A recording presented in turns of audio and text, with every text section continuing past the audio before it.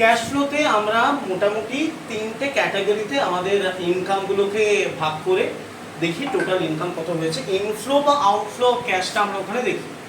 প্রথম হচ্ছে operating. Operating মানে হচ্ছে তোর কোর বিজনেস থেকে যে টাকাটা এসেছে। সেকেন্ড হচ্ছে ইনভেস্টিং অ্যাক্টিভিটি, এখানে অ্যাসেট আসা যাওয়ার উপর নির্ভর করে, অ্যাসেট এলে আমাদের অবভিয়াসলি টাকা যায়, মাইনাস হয়। অ্যাসেট বিক্রি করলে আমাদের টাকা আসে। আর থার্ড হচ্ছে ফিন্যান্সিং, এটা লায়াবিলিটিগুলোকে নিয়ে হয়, যেরকম আমাদের শেয়ার বেচলাম, ডিবেঞ্চার বেচলাম, লোন নিলাম, এতে টাকা আসে, এগুলো রিপে করলাম, এদের ইন্টারেস্ট বা ডিভিডেন্ড দিলাম, তাতে টাকা চলে যায়। এবার তোকে যদি আমি 2 টাকা 5 টাকা বা 10 টাকার কয়েন একসাথে মিশিয়ে দিয়ে দিই, তুই ওগুলো 2 টাকা প্লাস 5 টাকা প্লাস 10 টাকা করে গুনিস না তো? আগে সবকটা 2 টাকা একদিকে করে নিলি, 5 টাকা একদিকে করে নিলি, 10 টাকা। এই অপারেটিং এর ভেতরে অনেক এলিমেন্ট ঢুকে থাকে যেগুলো ইনভেস্টিং বা ফিন্যান্সিং এর ভেতরে থাকে, ঠিক? তো আমাদের কি করতে হবে, আমাদের এই অপারেটিং থেকে ইনভেস্টিং আর ফিন্যান্সিং এর এলিমেন্ট যেগুলো আছে সেগুলো মাইনাস করতে হবে।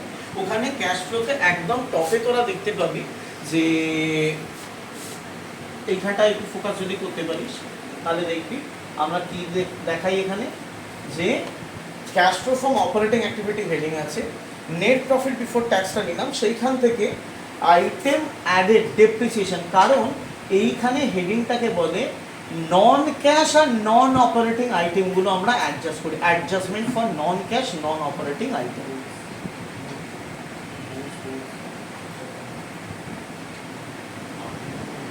Adjustment for non cash and non operating item.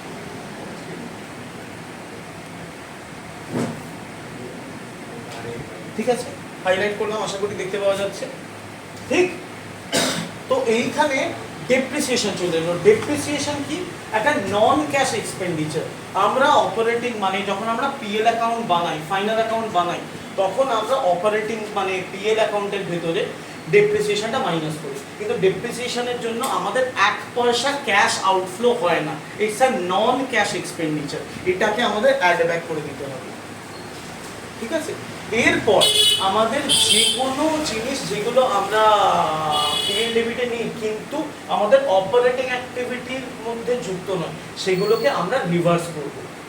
যদি পিএল ডেবিটে যায় মানে আমরা অ্যাকচুয়ালি প্রফিটটাকে কমিয়ে রেখেছিলাম, মাইনাস করেছিলাম, অ্যাড ব্যাক করব।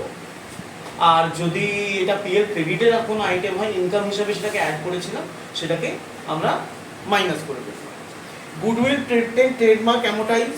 গুডউইল, পেটেন্ট, ট্রেডমার্ক, অ্যামোর্টাইজের মানে হচ্ছে যে এই তিনটে তো আমাদের সেই অ্যাসেটই, আমাদের ফিক্সড অ্যাসেট ডেপ্রিসিয়েশন হয়, এগুলো এই নন টাইমজেবল ইনটাইমজেবল অ্যাসেট যেগুলো হয় তার ডেপ্রিসিয়েশন, ওদের তো আর ডেপ্রিসিয়েশন বলা যায় না, ওই জন্য অ্যামোর্টাইজেশন। তো এটাও নন ক্যাশ এক্সপেন্ডিচার মাইনাস হলো। এরপর আমি দেখ interest on borrowing on debenture. ডিবেঞ্চারটা আমাদের একটা লায়াবিলিটি আইটেম, তো এইটা আমাদের অপারেটিং এ নিশ্চয়ই থাকবে না, কিন্তু ইন্টারেস্ট অন ডিবেঞ্চারটা আমরা পিএল ডেবিটে দিই, ঠিক কি না? হ্যাঁ, পিএল ডেবিটে দিয়েছি, আমাদের এটা তো অপারেটিং প্রফিটটাকে কমিয়ে দেখাচ্ছে, এটা তো অপারেটিং এক্সপেন্ডিচার নয়, এটা আমাদের ফিন্যান্সিং এক্সপেন্ডিচার, ওই জন্য এটা অ্যাড এর আন্ডারে এটা অ্যাড ব্যাক হয়ে যাচ্ছে। Borrowing on debenture, interest on overdraft, এইগুলো এইখানে অ্যাড ব্যাক হচ্ছে, আবার মাইনাসই হবে। কোথায় গিয়ে হবে? যখন ফিন্যান্সিং অ্যাক্টিভিটি করবো। আমি একটু স্ক্রল ডাউন করছি, দেখতে পাবো এইখানে, খেয়াল কর, interest on borrowing on debenture, আমরা এখানে চলে এলাম financing activity, interest on debenture and loan, হালকা হাইলাইট করলাম, দেখে নেই, ঠিক? তো এইখানে ব্যাপারটা কি হয়ে গেল যে আমরা অপারেটিং এর সময় অ্যাড ব্যাক করলাম, কারণ এটা অপারেটিং এক্সপেন্ডিচার ছিল না, কিন্তু ডেফিনেটলি ফিন্যান্সিং এ যখন যাব তখন এটা আউটফ্লো অফ আওয়ার ক্যাশ, সেই জন্য ওখানে গিয়ে আবার মাইনাস হয়ে যাবে। ঠিক আছে, এইখানে প্লাস হলো, এইখানে এসে মাইনাস হয়ে যাবে। বাকি আইটেমগুলো একবার দেখে নেওয়া যাক। বাকি আইটেমের ভেতরে দেখ, writing off discount on issue of debenture act logic, writing off underwriter commission, writing off premium on redemption. Redemption মানে হচ্ছে যখন আমরা শেয়ার বা ডিবেঞ্চারকে রিপে করি, সেটাকে আমাদের বলা হয় রিডেমশন। রিডেমশন করতে গেলে আমাদের টাকা অবশ্যই চলে যায়। প্রিমিয়ামটা আমরা অপারেটিংয়ে নিয়ে নিই, premium redemption is a kind of loss আমাদের। পিএল ডেবিটে চলে আসে, সেটাকে আমরা অ্যাড ব্যাক করলাম, আবার মাইনাস করবো কোথায়, ফিনান্সিং এ গিয়ে। বুঝাতে পারলাম? সেই রকম loss on sale of fixed asset, loss on sale of fixed asset, ধর আমার একটা চেয়ার ছিল, বিজনেসের ইউজের চেয়ার, সেটা আমি বিক্রি করলাম, লস হয়েছে, পিএল ডেবিটে লসটা লিখবো, কিন্তু ওটা তো আমার অ্যাকচুয়ালি ইনভেস্টিং অ্যাক্টিভিটির আইটেম, তো এইখানে এটা অ্যাড ব্যাক হলো। এইবার দেখ ইনভেস্টিং আমি চলে যাচ্ছি, ইনভেস্টিং এ প্রফিট আর সেল অফ ফিক্সড অ্যাসেট, এইখানে কিন্তু আমরা প্রফিট বা লস দেখবো না। 1000 টাকার জিনিস 500 টাকায় বিক্রি করেছি, নো প্রবলেম, ওই 500 টাকাই আমরা এখানে অ্যাড ব্যাক করবো, কারণ আমরা এখানে প্রফিট আর লস অ্যাকাউন্ট করছি না, ফাইনাল অ্যাকাউন্ট করছি না, আমরা ক্যাশ ইনফ্লো আর আউটফ্লো করছি। আমাদের প্রফিট থেকে আস্তে আস্তে হেঁটে হেঁটে যেতে হবে কত টাকা ইনফ্লো হয়েছে, কত টাকা আউটফ্লো হয়েছে, এবং লাস্টে আমাদের যে ক্লোজিং ক্যাশ ব্যালেন্স সেটা মিলে যাবে। প্রফিট থেকে শুরু হবে, ক্লোজিং ক্যাশ ব্যালেন্স মিলে যাবে ওপেনিংটা অ্যাড করবার পর। এটা যদি মিলে যায় আমরা তখন বুঝতে পারবো প্রত্যেকটা আইটেমের জন্য আমাদের ইনফ্লো আর আউটফ্লো ক্যাশ কত, আমাদের ক্যাশ ফ্লো পজিশনটা কি। অনেক সময় কিছু বিজনেস আছে যাদের হয় কি প্রফিট অনেক বেশি কিন্তু প্রফিটটা হাতে আসে না। আমি হোলসেলারদের কথা বলি, হোলসেলারদের অনেকে বলে সোশ্যাল প্যারাসাইট, কিন্তু এই প্যারাসাইট না থাকলে না রিটেলারদের বিজনেস করা খুব শক্ত হয়ে যাবে। হোলসেলাররা কি করে, নিজে পয়সা দিয়ে জিনিসপত্র কিনে আনে, তারপর 3 মাসের ক্রেডিটে রিটেলারদের দিল, তো জিনিসগুলো যখন বিক্রি হলো তখন তাদের কাছে পয়সা এলো, নো প্রবলেম, এসছে, ভালো রেখে দাও।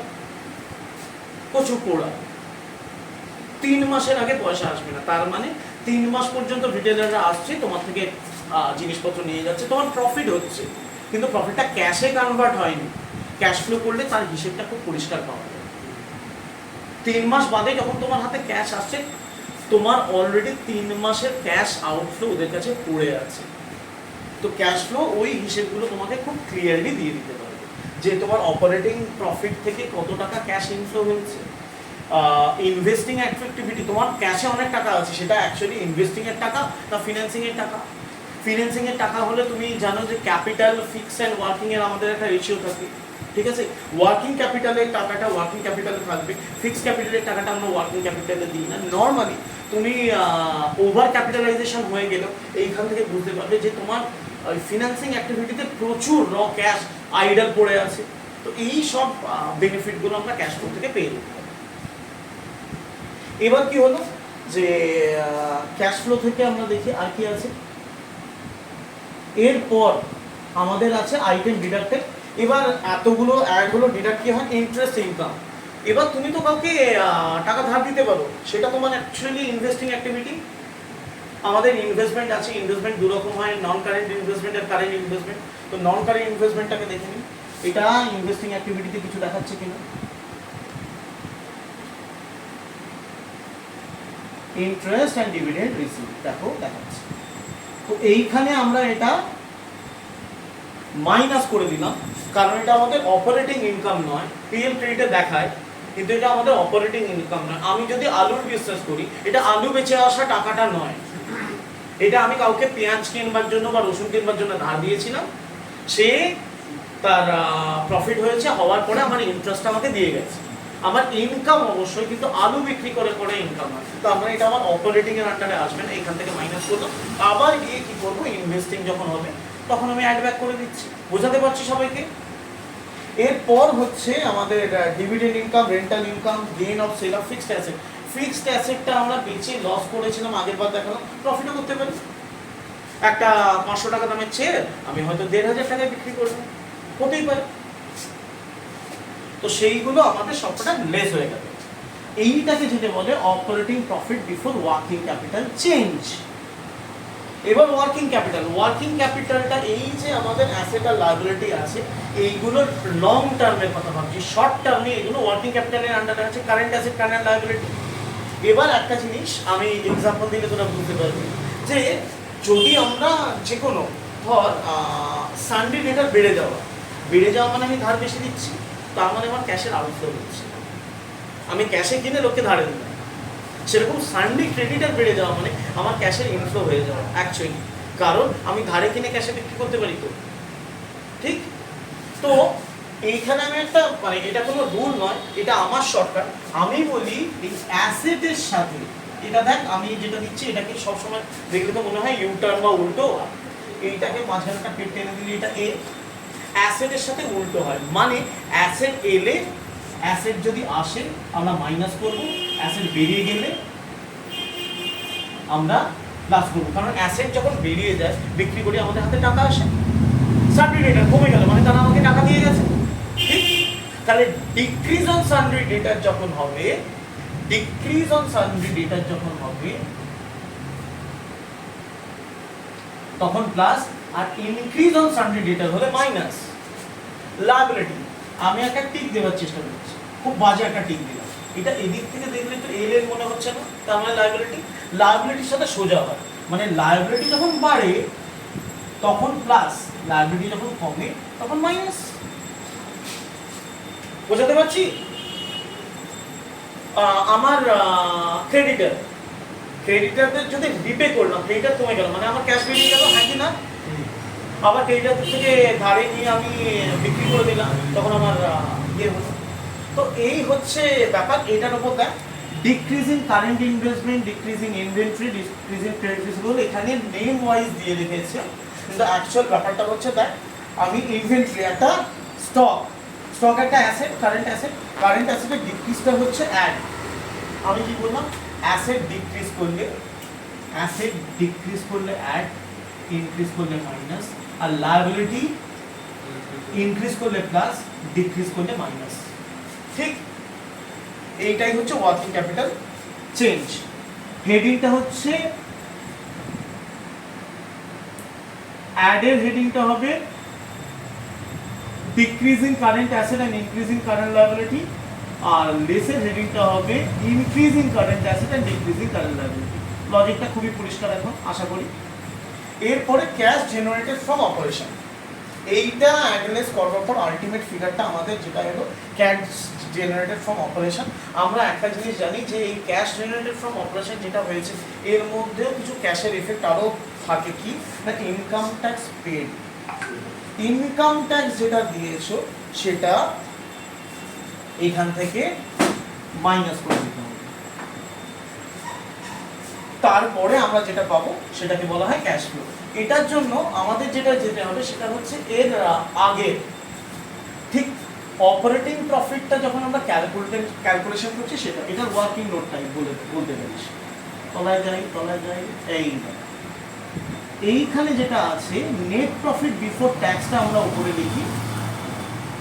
তো এখানে net profit before tax when sharing from profit and loss statement, তারপরে দেখ প্রফিট আফটার ট্যাক্সটা নিলাম, তারপরে প্রভিশন ফর ট্যাক্সটা অ্যাড করলাম। এইটা মনে রাখবি, আমরা এই রাফে ওয়ার্কিং নোট একদম শুরুতে যখন আমরা ক্যাশ ফ্লো স্টেটমেন্ট শুরু করছি এইখানে কি লেখা আছে নেট প্রফিট বিফোর ট্যাক্স, তো আমাদের নেট প্রফিট আফটার ট্যাক্স যদি বলে দেয় তার সাথে অ্যাড করবো কিন্তু প্রভিশন ফর ট্যাক্স, অ্যাকচুয়াল ট্যাক্সটা নয়, কারণ পিএল এ আমরা প্রভিশন ফর ট্যাক্সটা দিই, অ্যাকচুয়াল ট্যাক্স পেডটা দিই না। আমরা যে কোনো ব্যবসায়ী ট্যাক্সের একটা প্রভিশন বানিয়ে রাখি যে আমার, কারণ আমাদের তো ব্যবসাতে অ্যাডভান্স ট্যাক্স দিতে হয়, এটা সবাই জানিস। তো বেশিরভাগ ব্যবসায়ী হয় কি যে আমরা একটু বেশি ট্যাক্স দিই তারপর ওটা রিফান্ড করিয়ে দিই, তো প্রভিশন ফর ট্যাক্স, তো প্রভিশন ফর ট্যাক্সটা অ্যাড ব্যাক করে এই অ্যামাউন্টটা এসেছিল। এবার ট্যাক্সে যেটা অ্যাকচুয়াল ক্যাশ পে করেছি,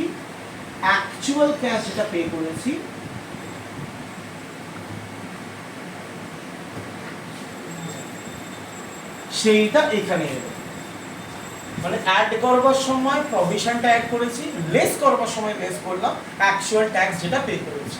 বোঝাতে পারলাম? এগোই। এবার হচ্ছে অপারেটিং অ্যাক্টিভিটি এত কিছু লেখা আছে, আমি বেসিক একটা জিনিস বলবো, এটা অপারেটিং অ্যাক্টিভিটি পর ইনভেস্টিং। বেসিক একটা জিনিস বলবো, ইনভেস্টিং অ্যাক্টিভিটি মানে হচ্ছে ওই ফিক্সড অ্যাসেট কিনলে মানে টাকা গেল, বেচলে মানে টাকা এলো, আর তার ভিতরে যদি ইনভেস্ট থাকে ইন্টারেস্ট অন ইনভেস্টমেন্টটাতেও টাকা এলো, এইটুকুই পড়ে দেখে নেওয়া যায়। Profit from sale of fixed asset, বেচলে টাকা এলো, অ্যাড হচ্ছে। Profit from sale of investment, বেচলে টাকা এলো। Profit from sale of intangible asset, বেচলে টাকা এলো। এইগুলো সব দেখো ডট ডট আছে, কোনো ব্র্যাকেট নেই, মানে এগুলো সব অ্যাড হবে। Interest and or dividend receive add হলো, রেন্ট ইনকাম অ্যাড হলো, পারচেজ অফ ফিক্সড অ্যাসেট, দেখো এই তিনটে মাইনাসে আছে, মানে ব্র্যাকেটে আছে। Purchase of fixed asset, purchase of investment, intangible asset, মানে অ্যাসেট কিনছো মানে মাইনাস, অ্যাসেট বেচছো মানে প্লাস, ডিভিডেন্ড বা ইন্টারেস্ট রিসিভ করছো প্লাস। টাকা এলো তো ডেবিট, গেল তো ক্রেডিট, টাকা এলো তো প্লাস, গেল তো মাইনাস। আর এইটাও মনে রাখতে পারো অ্যাসেটের সাথে উল্টো হয়, অ্যাসেট এলে মাইনাস করবো, গেলে প্লাস করবো, যেটা তোমাদের সুবিধা। হলো, চলে আসি। এরপর হচ্ছে financing activity, cash flow from financing activity. Financing activity কি? ফিন্যান্সিং আমরা জানি যে আমাদের শেয়ার, ডিবেঞ্চার, লায়াবিলিটি আমি লিখিয়ে রেখেছি আগে থেকে। তো আমাদের যে লায়াবিলিটি গুলো আছে, সেই লায়াবিলিটি গুলো মানে তোর share, debenture, preference share issue করা বা লোন নেওয়া, এইগুলোতে সব ক্যাশ ইনফ্লো হয়। সিমিলারলি এগুলোকে যখন রিপে করা হচ্ছে, শেয়ার সবার লাস্টে রিপে হয়, কিন্তু লোন তো রিপে করতে পারি, ডিবেঞ্চার তো রিপে করতে পারি, প্রেফারেন্স শেয়ার তো রিপে করতে পারি। এইগুলোকে রিপেটাকে কি বলে? প্রেফারেন্স শেয়ার যখন রিপে করি সেটাকে কি বলে? ডিবেঞ্চারকে যখন না পয়সা বিক্রি করি, হ্যাঁ, টার্মিনোলজিটা বল। কাদের পড়াচ্ছি এখানে দেখ, হাইলাইট করে দিচ্ছি, এটাকে বলে রিডেমশন, এটাকে বলে রিডেমশন, জানিস না? চলো, তো ক্যাশ ফ্লো ফ্রম ফিন্যান্সিং অ্যাক্টিভিটিতে যখন আমাদের রিডেমশন গুলো হয় বা ইন্টারেস্ট বা ডিভিডেন্ড পে গুলো হয়, সবকটা দেখ ব্র্যাকেটে, মানে এগুলো মাইনাস হচ্ছে। আর profit from issue of share, profit from debenture, receive from securities premium, profit from loan আর বরিং, মানে লোন নিচ্ছি, শেয়ার বিক্রি করছি, ডিবেঞ্চার বিক্রি করছি, এখানে টাকা আসছে, টাকা এলে প্লাস, টাকা গেলে মাইনাস। এটা মনে রাখতে পারো, লাইবিলিটির সাথে সোজা হয়। লাইবিলিটি ইনক্রিজ করলেও তো প্লাস করলে, ডিক্রিজ করলেও তো মাইনাস করে দিবে, যেটা তোমাদের বুঝতে সুবিধা হয়। এইটার পরেতে এইখানে দেখো লাস্টের তিনখানা আইটেম আছে, কীরকম? ফার্স্ট আমাদের এই অপারেটিং অ্যাক্টিভিটিগুলো টোটাল হলো, সেটার সাথে আমরা ইনভেস্টিং অ্যাক্টিভিটির টোটালটা নেব, আর তারপর ফিন্যান্সিং অ্যাক্টিভিটির টোটাল নেবো। এখানে দেখো 1 + 2 + 3 করে দেওয়া আছে। এইটাই হচ্ছে net increase or decrease in cash balance. এরপর আমরা কি করব? ব্যালেন্স শিট থেকে opening cash and bank balance in the beginning যেগুলো আছে সেইগুলোকে অ্যাড করব, সেইগুলোর সাথে এটাকে অ্যাড করলেই দেখবো যে আমরা এই ক্লোজিং ক্যাশ অ্যান্ড ব্যাংক ব্যালেন্সের যে টোটাল আছে তার সাথে মিলে গেল। যে মুহূর্তে মিলে গেল আমার ক্যাশ ফ্লোর অঙ্ক শেষ, মানে কারেক্ট।